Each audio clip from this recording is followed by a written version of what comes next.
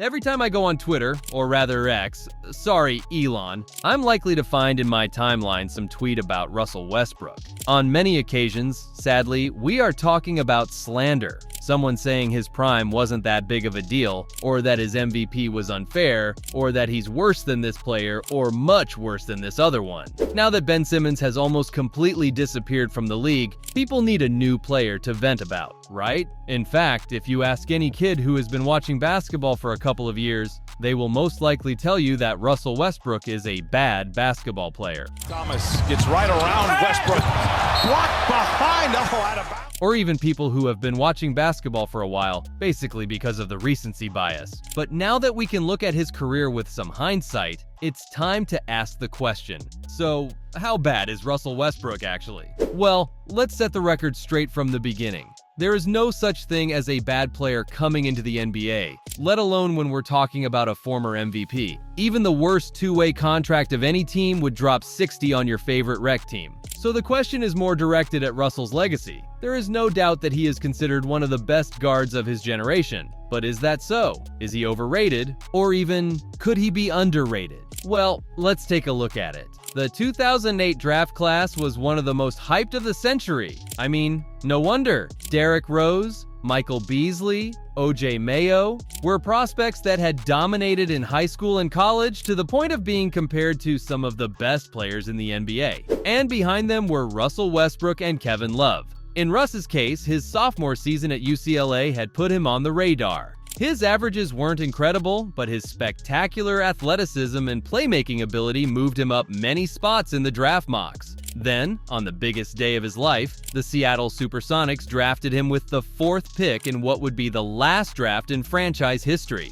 Westbrook was coming into the league a little green. His athletic potential was enormous, but technically he was not the most graceful player in the league. For the Thunder, Westbrook held by Seth. Oh, he put it down! That didn't stop him, however, from being the 4th best rookie in his class and becoming an all-star in his 3rd NBA season. The duo he formed with Durant began to make noise, and in 2010, the Thunder went from winning 23 games in the previous season to 50. Now, was Westbrook as important to the Thunder as we remember? Well, the advanced stats say yes. From his 3rd year in Oklahoma City, the guard was well above average in virtually every advanced metric: PER, win shares, offensive box plus minus, value over replacement. In fact, this performance immediately converted into wins for the Thunder during every regular season. No one doubted that Russ was a vital member of one of the teams destined to create a dynasty. But in the playoffs, the circumstances changed. I theorize that the playoffs are really the time when players' weaknesses show, simply for one reason.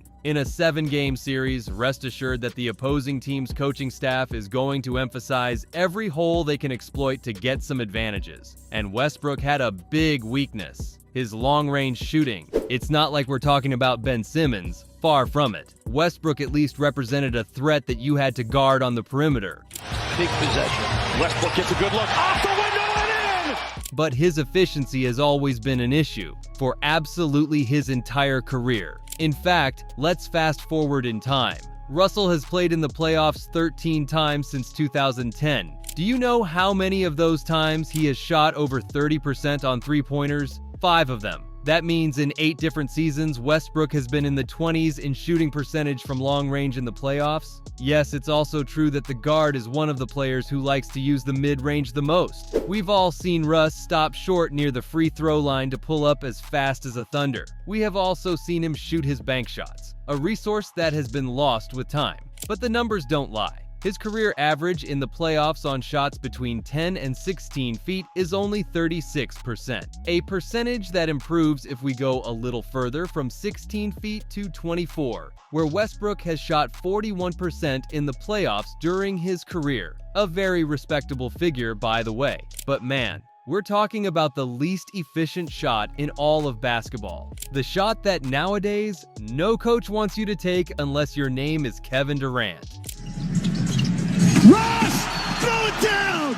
In a way, efficiency has always been one of Russ's problems. A player with his athleticism should perhaps be more conservative with his shot selection. His career true shooting percentage is only 52.6%, a figure well below the league average. By comparison, another athletic point guard like Shai Gilgeous-Alexander, who is dominating the NBA today, has a career true shooting average of 60%. Not only that, but this season he has shot a spectacular 63.6%, while the highest percentage Westbrook has achieved in a season in his career is 55.4% in true shooting. Let me be honest here. Comparing percentages without much context is not the best display of reality. The difficulty of shooting can be different, and a 42% shooter from the field can be efficient in some contexts. What better example than Allen Iverson, who shooting 39% in field goals and 34% in three-pointers, was able to lead the Philadelphia 76ers to the finals in 2001, because many times these percentages are due to the high usage percentage that the player has to assume.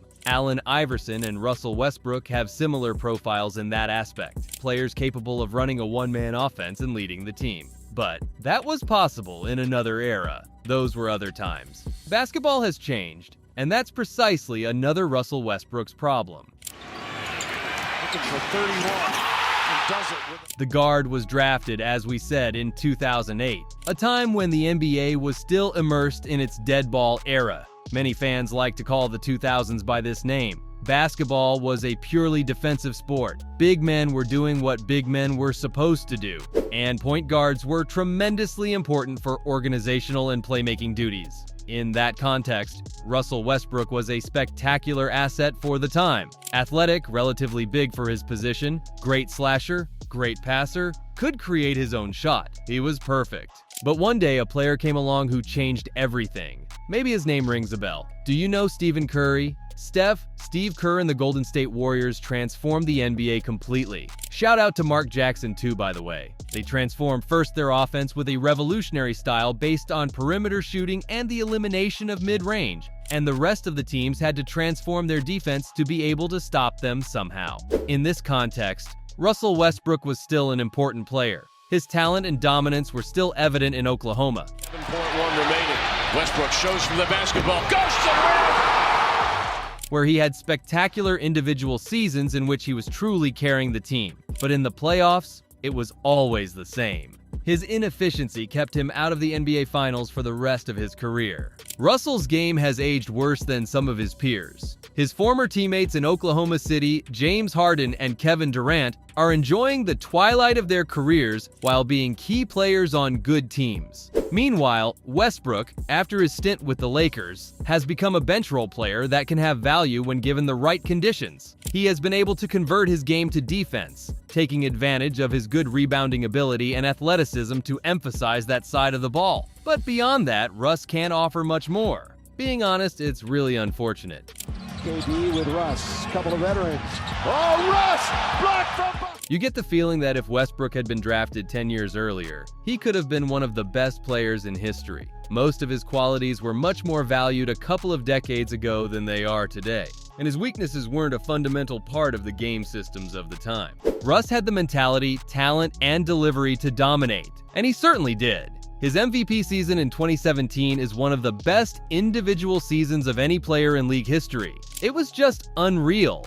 You had to be there to understand it. His 41.7% usage rate is the highest mark in NBA history in any season by any player. No one has ever had a higher responsibility than Westbrook had that year. And despite the fact that the team's second best player was a young Victor Oladipo who had yet to break out in the NBA, the Thunder posted an impressive record of 47 wins and 35 losses during the regular season that year. But to be considered a generational player, you have to go one step further. Westbrook has been one of the most important players of the era, the idol of many kids who one day dreamed of being like him. But his career is not the career of a generational player. It is not the career of a player who has reinvented the game. It is not the career of a player who has proven that his style is the right one to achieve victories in the most important moments. But his career, however it ends, has been better than 99% of the players who have ever stepped on an NBA court. Just let me make that clear.